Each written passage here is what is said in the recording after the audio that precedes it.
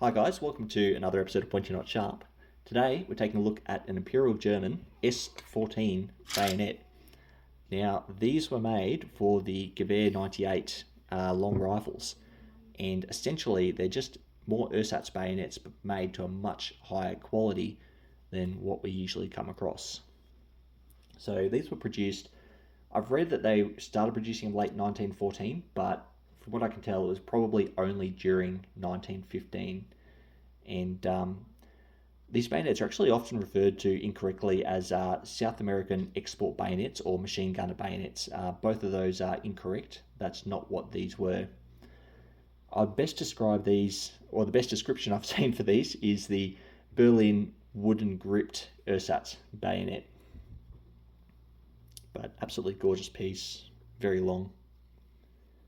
I don't know how many were made, but considering how difficult they are to find for collectors, I would say probably not very many were made at all.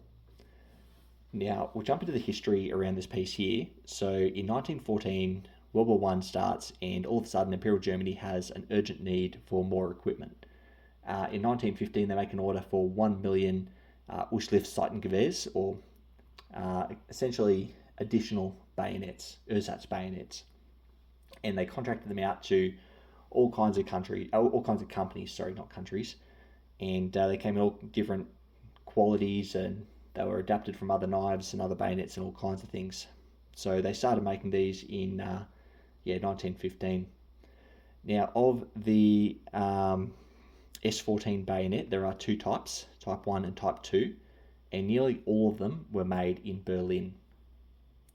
And from what I can tell, production finished in late 1915, but they continued using these throughout the duration of the entire war.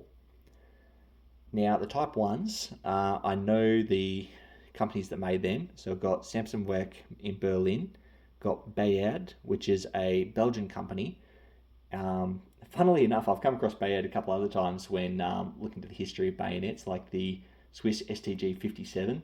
Bayard made a component on the scabbard, so every now and then their name seems to pop up a little bit, but they're a big company that made everything in Belgium, and they were captured during the early days of World War I and put to work by Imperial Germany making some of these. And Sawback, which is what we have here, and Bayard made the majority of the S14 Type 1s. And then there was another four companies. There was Becker Record, there was Firma Paraphone, and Odeon. Those three were Berlin-based gramophone companies, all owned by Karl Lindstrom. And then there was also Gotschko on top of that. So those are all the companies that made the Type 1s like we have here. Now the Type 2 has a drastically different look to it. It has a backwards-facing quillin, has an aggressively serrated wooden handle, and just a very different look to them. But even the Type 1s, from manufacturer to manufacturer, there are slight differences in particularly the shape of the pommel. They're all a little bit different. But the Type 2s were patented by Rothgeisser and Gotschko in 1914. I probably pronounced that way wrong. And the blades were apparently made by Mundlos and crudely assembled by subsidiary companies. I'll get that back in frame. Sorry about that.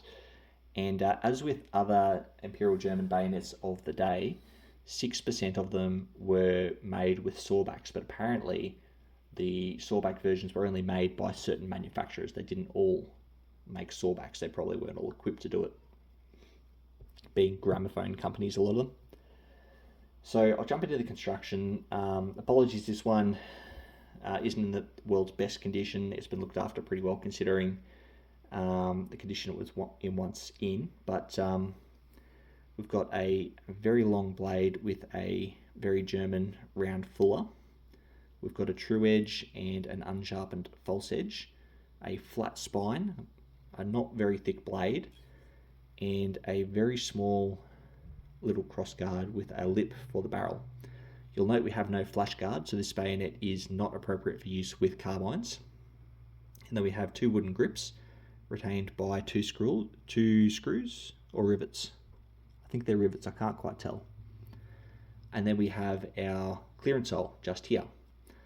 So the clearance hole, as with other Imperial German bayonets, we have a TO style of mortise, and the O at the bottom there is to accommodate the cleaning rod on the bottom of the rifle, and that pushes all the way and is housed inside the handle. And if gunk or debris is pushed in by the clearing rod, the clearance hole is used to push it out the side. Now we've got a TO style mortise as described, and we've got our press button with a ramp lug inside. And moving down to the scabbard, it's just a stamped sheet metal scabbard. We have no drainage hole at the bottom, and we have a very Germanic frog stud just here. We have an internal spring which retains the blade, and that's retained by a flathead screw. So that's the construction of the bayonet. We'll jump into the markings. They're essentially the same as all of the other Imperial German bayonet markings. So essentially you have your manufacturer. Unfortunately, the markings have worn off pretty well in this one, but you can faintly make out the end of the work in Samson work. So you have the manufacturer on one side of the blade. Up here on the spine, we have our little ciphers, and then often you get unit markings on the cross guard as well. And you also get like inspection marks just up here above the press button, but they've long since worn away. You'll often get markings on the frog studs as well, but I don't really have a good example to show for that today. There is a fantastic book out there I highly recommend. I think it's by, off the top of my head, Ian Jackson, I might be wrong. Like the Imperial German S14 Bayonet book, whatever it is. I'll put it up, put a photo up. That is the go-to book for these. I don't have a copy myself, I'll have to get one. But fantastic looking book, and great looking bayonet. Anyway guys, if I've made any mistakes, which I probably have, please feel free to comment below and correct me on all of my transgressions. And thanks for watching.